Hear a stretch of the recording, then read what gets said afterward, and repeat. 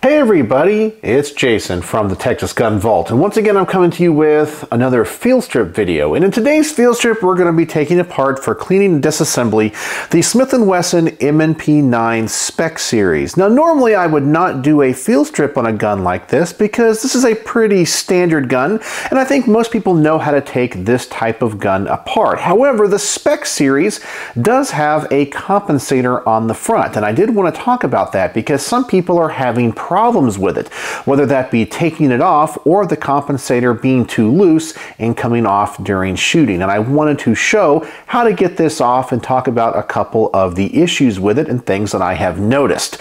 So let's go ahead and start this field strip, of course, by dropping the magazine, ensuring there is no ammunition inside, setting that aside. Then, of course, we will visually inspect the chamber, ensure there is no ammunition in it. Then we will lock the slide back and we will push down on the disassembly lever. Now, for me, the next step I'm going to do is let the slide come home. I'll pull the trigger and the slide will simply come off. But if you are someone that does not want to pull the trigger because you believe it is a safety issue, of course Smith & Wesson does provide another way, which is a little lever down here. You can read the owner's manual about it, but I don't really know anybody who uses that. So let's go ahead and drop the slide. Then all you have to do is pull the trigger and the slide now will simply come off of the frame. And here is our frame, and here is our slide.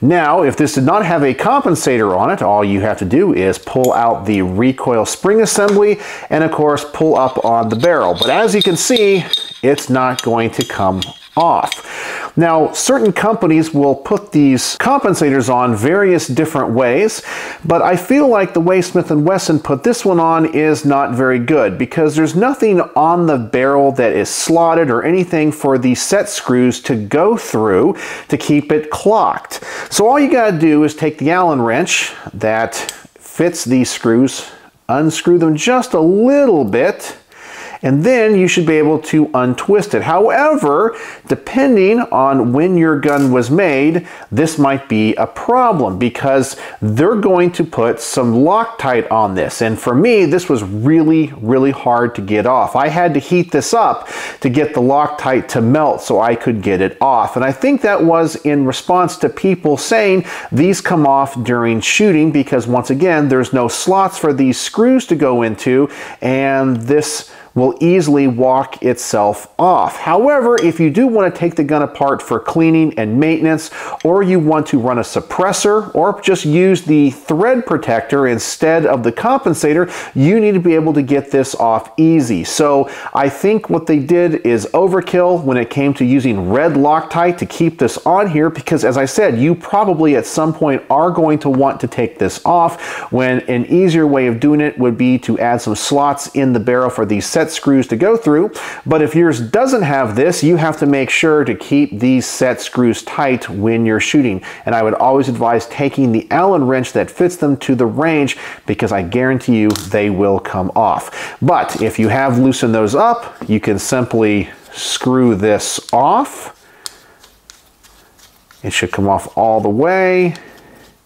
This will allow you to clean the compensator if you wanted, but once it is off just like that, you can now pull the barrel out, and there it is. So that is how you field strip a Smith & Wesson M&P9 Spec Series pistol with the compensator. All right, so I do need to clean this up, so let me do that, and then we're going to go ahead and put this back together.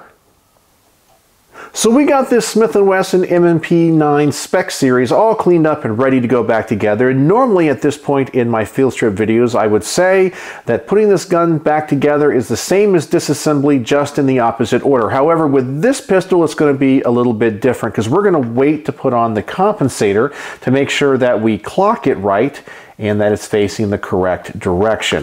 We'll start by taking our slide and the barrel, put in the barrel through the rear. We'll take our recoil spring assembly, put it in the pistol just like that. Then we will take the slide, put it on the frame. We'll pull the slide all the way back, lock it open. Then we will close our disassembly latch, and then we will drop the slide. And now we're going to put on the compensator, and you have a decision to make at this point. If you don't ever plan on taking this off again, you can put on a very strong thread locker, like a red Loctite or maybe even a rock set.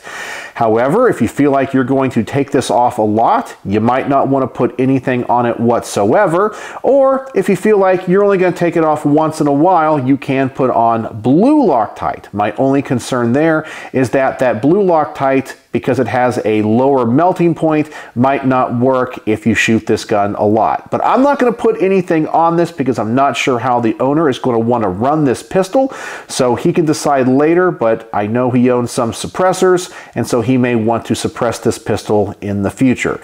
So I'll go ahead and just start by screwing this compensator on, and we're going to put it all the way where it is on tight. And you'll notice it will not line up all the way, and it's right there, so that's as tight as it would go, and it's not lined up, so we're going to have to back that off just a little bit. So, and when I do that, it's not going to stay centered. It's just loosey-goosey, and that's where we have to make sure everything gets lined up. Look at the bottom where that recoil spring assembly is going to go through the compensator. Everything just needs to line up perfectly, and once it is in place, we can take that Allen wrench and tighten these down. Now it might move around just a little bit, and I will micro adjust it once I get these kind of tight. And now I'll back it off just a little bit and make sure it is perfectly centered. And then I will tighten it down. And I'll kind of tighten them down a little bit tight. But even if these are tightened down, under normal shooting conditions, those will come loose. And I personally think this is a faulty design by Smith & Wesson. If they had little dimples in there or something cut out into the barrel where those would go, it would prevent these from coming out so easy. But there it is, all locked down nice and even. We can then take our magazine, insert it, and of course, function test the weapon. And it looks like we are good.